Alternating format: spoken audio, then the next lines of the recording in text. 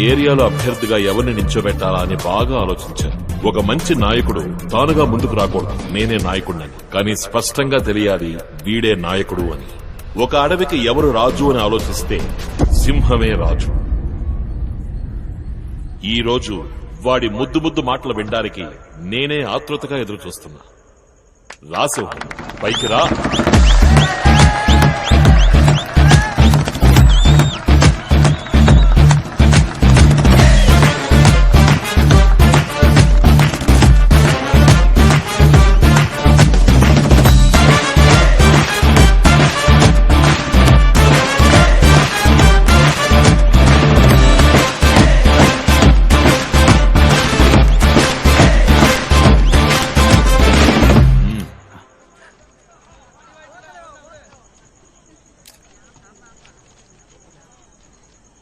గౌరవనీయులైన పెద్దవాళ్లకి, మాతృమూర్తులకి, వేదికను అలంకరించిన పార్టీ పెద్దలకి, నాయకత్వానికి నిలువెత్తు నిదర్శనం మన అన్నయ్య.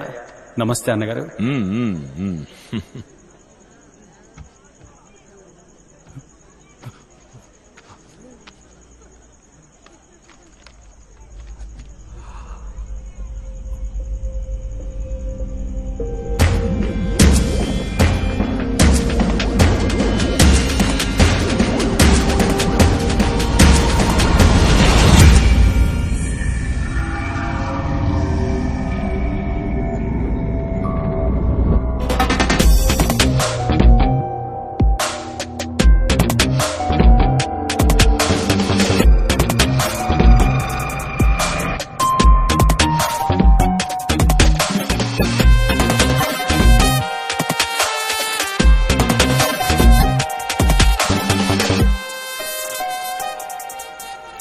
అందరికీ నమస్కారం. అన్నా నమస్తే అన్నా, బాగున్నారా? నేనే మన ఏరియాలో కార్పొరేటర్ పోస్టుకు నుంచోబోతున్నా. మన పార్టీ ఏమో 50 ఏళ్లకు పైగా రాజకీయాల్లో ఉంది, కానీ ఇన్నేళ్లుగా ఏది మారలేదు. పార్టీ గాని, పార్టీ జెండా గాని, పార్టీ చిహ్నం గాని, మన జీవితాలు గాని ఏ ఒక్కటి మారలేదు. కానీ అన్నగారి కుటుంబం మంచి మార్పు, మంచి అభివృద్ధి తరతరాలకి కదా అన్నగారు. 30 ఏళ్లు కాదు, ఇంకో 300 ఏళ్లైనా ఇక్కడేది మారబోయేది లేదు. మనల్ని మారనివ్వరు వీళ్ళు. మనలో మార్పు రానివ్వకుండా మనల్ని జాగ్రత్తగా చూసుకుంటారు. ఎందుకంటే మనం ఎదిగితే అది వీళ్ళకు మంచిది కాదు. ఏంటి కోపమా? ఆవేశము విడిచి మూలకెళ్లి నుంచోండి. మనం ఆశించే రాజకీయం వీళ్ళకి అర్థం కాదు. కానీ వీళ్ళు ఆచరించే రాజకీయం ఏమిటంటే, ఓ 2 కుల పెద్దల విగ్రహాల్ని ఆవిష్కరించి కులాల్ని కాపాడుకోవడం, మన ఏరియాలో ఉన్న వీధులకి వాళ్ళ పార్టీ నాయకుల పేర్లు పెట్టుకోవడం, అలా మన చెవుల్లో పువ్వులు పెట్టడం, 5 ఏళ్లకోసారి ఓట్లు అడుక్కోవడం. ఆ తర్వాత మనకేమైనా సమస్య వచ్చిందంటే, అంటే ఈ వరదలొచ్చాయి, తుఫాన్ వచ్చింది, తలదాచుకోవడానికి చోటు లేకపోతే వీళ్ళ దగ్గరికి వెళ్లి చేతులు చాచాలి. అయ్యా ఏదో ఒకటి చేయండి అయ్యా, పిల్లా పాపలతో రోడ్డున పడ్డామని. వీళ్ళంతా దానకర్ణులు కదా. ఏదో వీళ్ళ బాబు సొత్తు తీసుకొచ్చి మన చేతుల్లో పెడుతున్నట్టుగా మనం పప్పు ఉప్పు కొంటూ ఇచ్చిన పన్ను డబ్బుని వాళ్లు మింగేయగా మిగిలింది మనకిస్తారు. అది కూడా కుక్కకు బిస్కెట్ వేసినట్టుగా. అది మనం ఏరుకుని వీళ్లకు దండాలు పెట్టాలి.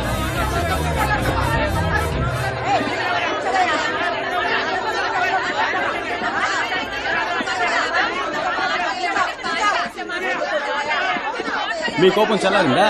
కూర్చోండి. నేను మాట్లాడేది మీకోసం కాదు, తెల్ల బట్టలు వేసుకుని మనసులు మురికిగా ఉన్న మీకోసం కాదు. మిమ్మల్ని నమ్ముకుని మీ ఇంట్లో ఉన్నారే మీ పిల్లా పాపలు, రేపటి తరం, వాళ్ల కోసం మాట్లాడుతున్నాను. అర్థం చేసుకోండి.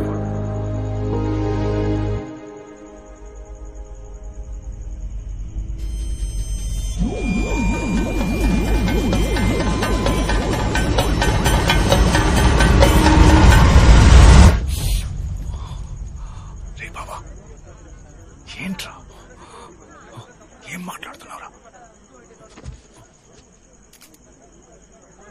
నేను ఇందాక నుంచి చూస్తూనే ఉన్నాను. ఏంటి వచ్చినప్పటి నుంచి అన్నగారి గురించి, పార్టీ గురించి తప్పుగా మాట్లాడుతున్నావు? ఆధారం ఉందా నీ దగ్గర? నీకు టికెట్ ఇచ్చిన తర్వాత ఇది అవినీతి పార్టీ అయిపోయిందా? ఆపోజిట్ పార్టీ వాళ్ళ దగ్గర డబ్బు తీసుకున్నావా ఏంటి? అడగటయ్యా.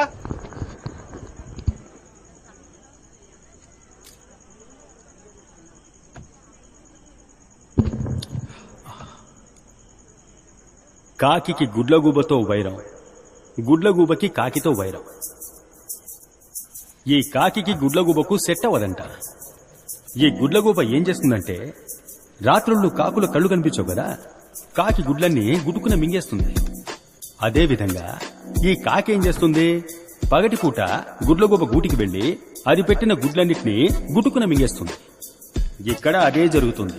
ఇదే చోట ప్రతిపక్ష నేతలు వచ్చి నా అన్నగారి గురించి ఇదే విధంగా చెప్పి మీ చెవుల్లో పువ్వులు పెడతారు. వాళ్ళేమో ఊహించుకొని చెప్తారో అవన్నీ ఇందాక మీతో నేనే చెప్పాను.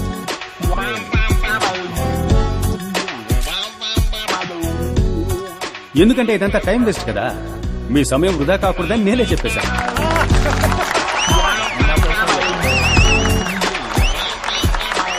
పచ్చకామలు వచ్చినోడికి లోకమంతా పచ్చగా కనిపిస్తుందట. అదే విధంగా ఈ అవినీతి పరులకి తమ కళ్ళతో చూస్తే అంతా అవినీతిగానే కనిపిస్తుంది.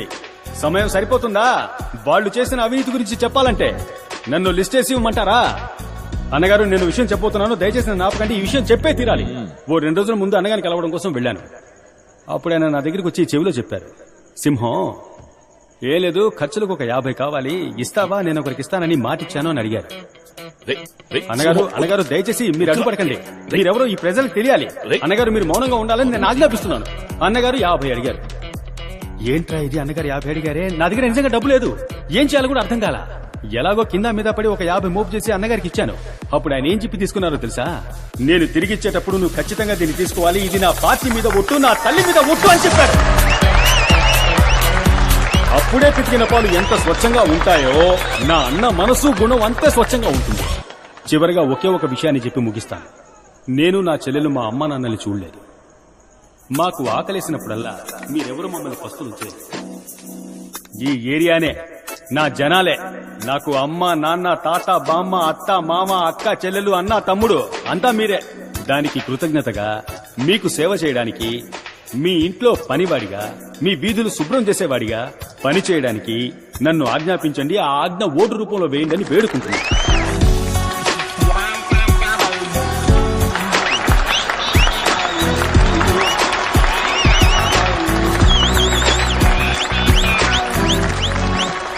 బావా, ఆ రోజు సేటు కూతురిని కిడ్నాప్ చేసినప్పుడు ఇలాగే మారిపోయావు. ఈ రోజు నువ్వు మాట్లాడింది విన్నాక వణుకొచ్చేసిందిరా. నీ మీద ఒట్టు ఎలా మేనేజ్ చేస్తావని భయపడిపోయాను, కానీ సూపర్ గా మేనేజ్ చేసావురా.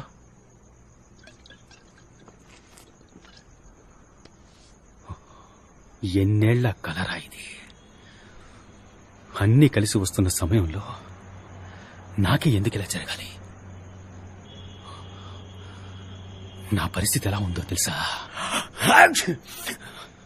ఎవడో ఒకడు నాలోనే ఉన్నాడు, నా ద్వారానే మాట్లాడుతున్నాడు, నన్ను వాడుకుంటున్నాడు, నా జీవితంతో ఆడుకుంటున్నాడు. ఏమంటున్నావురా? అర్థం కాలేదా? ఒక్క ముక్క అర్థం కాలేదు. బావా, me staying inside me, talking through me, using me, but అయ్యా torturing Meera. Where is Meera? బావా, ఎందుకైనా మంచిది డాక్టర్కి చూపిద్దాంరా.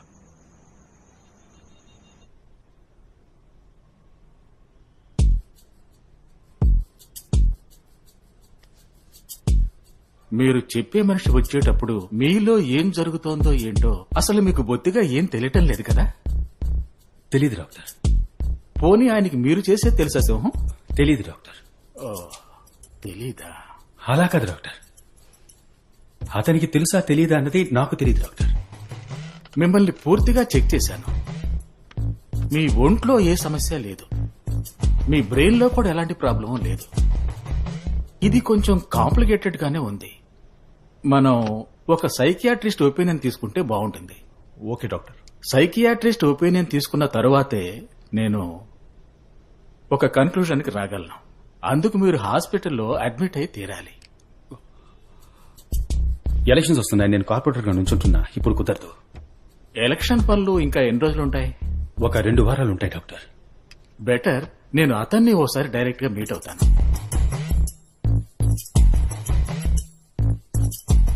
నేను ఎలక్షన్స్ అయిపోగానే నేను అతను కలిసే వస్తాను డాక్టర్.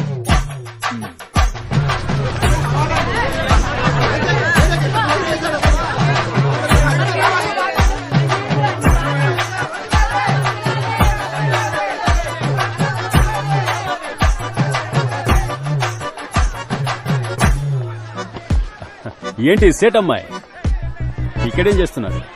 నా పేరు సేటమ్మాయి కాదు, కామాక్షిక. మళ్ళీ కలుద్దాం కామాక్షి. బాయ్.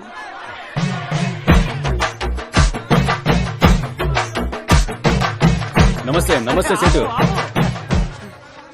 ఇదే మన గుర్తు, కానీ మీకే గుర్తు నచ్చితే దానికే ఓటేయండి చాలు. అరే దేకో వెళ్ళొస్తాను. హీరో సింహం వర్ధిల్లాలి.